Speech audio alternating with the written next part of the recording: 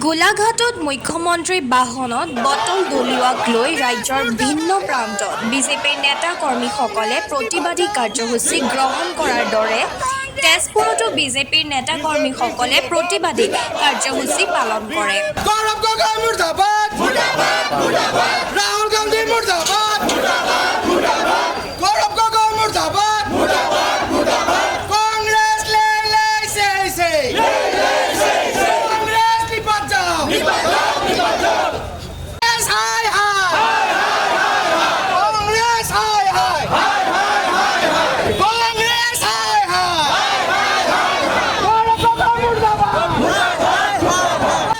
তেজপুৰৰ কোৰ্ট চাৰিআলিত Congress go back, Congress মুন্দাবাদ আদি শ্লোগানেৰে উত্তাল প্ৰতিবাদ সাব্যস্ত কৰে। বিজেপি জিন্দাবাদ, জিন্দাবাদ, জিন্দাবাদ, বিজেপি জিন্দাবাদ, কংগ্ৰেছ মুন্দাবাদ, মুৰ্দাবাদ, মুৰ্দাবাদ, কংগ্ৰেছ কংগ্ৰেছ নিপাত যাও। গম পাইছে যে যোৱাকালি গোলাঘাটত মুখ্যমন্ত্ৰী ডাঙৰীয়াৰ গাড়ীৰ ওপৰত কংগ্ৰেছীসকলে পানী বটল দলিওৱাৰ যি কাৰ্যসূচী, আচলতে সেই কাৰ্যসূচীক আমি শোণিতপুৰ জিলা যুৱ মৰ্চাৰ লগতে শোণিতপুৰ জিলাৰ বিষয়ববীয়াসকলৰ ফালৰ পৰা আমি তীব্ৰ ভাষাৰে গৰিহণা দিছোঁ। আচলতে কংগ্ৰেছৰ যি মানসিকতা, সেই মানসিকতা আচলতে বহিঃপ্ৰকাশ ঘটিছে। তেখেতসকলৰ নগ্ন চৰিত্ৰ ৰাইজৰ ওচৰত আচলতে দাঙি ধৰিছে। তেখেতসকলে যি ধৰণে আগৰ যি আচলতে তেখেতসকলৰ চৰিত্ৰ কংগ্ৰেছৰ কৰ্মীসকলক, সেই চৰিত্ৰ ৰাইজৰ ওচৰত আচলতে দাঙি ধৰাৰ এখন প্ৰতিচ্ছবি সমূহ অসমবাসী ৰাইজে আচলতে যোৱাকালি হোৱা ঘটনাটোত দেখিবলৈ পাইছে। আক্ৰমণৰ ঘটনাটো কেৱল গৰিহণাযোগ্য নহয়, ই কাললৈ মচিব নোৱাৰা এটা কলংক। 2014 চনৰ পৰাই অসমত অনুষ্ঠিত হোৱা প্ৰতিটো নিৰ্বাচনত অসমৰ খিলঞ্জীয়া জনসাধাৰণে কংগ্ৰেছক সম্পূৰ্ণৰূপে প্ৰত্যাখ্যান কৰাৰ পিছত আজি কংগ্ৰেছ উন্মাদৰ দৰে হৈ পৰিছে। বহুদিন শাসনৰ বাহিৰত থকাৰ বাবে তেওঁলোকে যি উন্মাদনা, তেওঁলোকৰ যি স্বৈৰাচাৰী চৰিত্ৰ, সেইটো কেৱল এতিয়া বহিঃপ্ৰকাশ ঘটিছে এনেকুৱা নহয়। স্বাধীনোত্তৰ কালৰ বেছিভাগ সময় কংগ্ৰেছে যেতিয়া শাসনত আছিল, যেতিয়াই তেওঁলোকে শাসনৰ সোৱাদ পাইছে, তেতিয়া তেওঁলোকৰ এনে চৰিত্ৰ জনসাধাৰণৰ সন্মুখত প্ৰকট হৈছে। এতিয়া তেওঁলোক শাসনৰ বা বাহিৰত।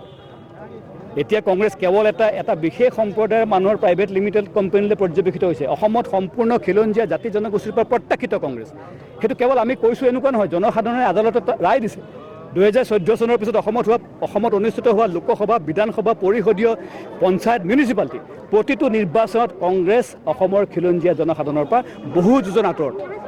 গতিকে যোৱাকালি তেওঁলোকৰ যিটো ঘটনা, মুখ্যমন্ত্ৰীক আক্ৰমণৰ যিটো ঘটনা, সেইটো তেওঁলোকৰ উন্মাদতা, তেওঁলোকৰ ক্ষমতা বাহিৰত থকা যিটো চৰিত্ৰ, যিটো অধৈৰ্য, সেইটো তাৰ বহিঃপ্ৰকাশ। আৰু তৰুণ গগৈৰ পুত্ৰ যিগৰাকী ব্যক্তিৰ পৰিয়ালৰ 4জনৰ 3জনেই বিদেশী, আৰু তেওঁ আজি কেৱল এগৰাকী প্ৰাক্তন মুখ্যমন্ত্ৰীৰ পুত্ৰ হিচাপে দায়িত্ব এটা পাইছোঁ বুলি অসমৰ সকলো খিলঞ্জীয়া নহয়, খিলঞ্জীয়া নায়েই কংগ্ৰেছৰ লগত, একাংশ এছাম বিশেষ ধৰ্মীয় সংখ্যালঘু লোকে ভাবিয়েই লৈছে যে এতিয়া আৰু বিজেপি বিকল্প হিচাপে আমি পাই গ'লোঁ। গতিকে মই পুনৰ দোহাৰিম যে অসমৰ জাতি জনগোষ্ঠী কংগ্ৰেছৰ লগত নাই। গতিকে এই যিটো তেওঁলোকৰ ক্ষোভ, খং, এই যিটো বহিঃপ্ৰকাশ ঘটিছে, আমি ধিক্কাৰ দিছোঁ। আৰু অসমবাসী ৰাইজক অনুৰোধ জনাম যে অসমবাসী ৰাইজে যি ধৰণেৰে 14 চনৰ পিছত কংগ্ৰেছক প্ৰত্যাখ্যান কৰি উচিত প্ৰত্যুত্তৰ দিছে, এইবাৰো 26ত তাৰ ব্যতিক্ৰম নহ'ব। কংগ্ৰেছে ইয়াতকৈ বেছি এই প্ৰতিটো কথাৰ সুদে মূলে ৰাইজে কংগ্ৰেছক উভতাই দিব।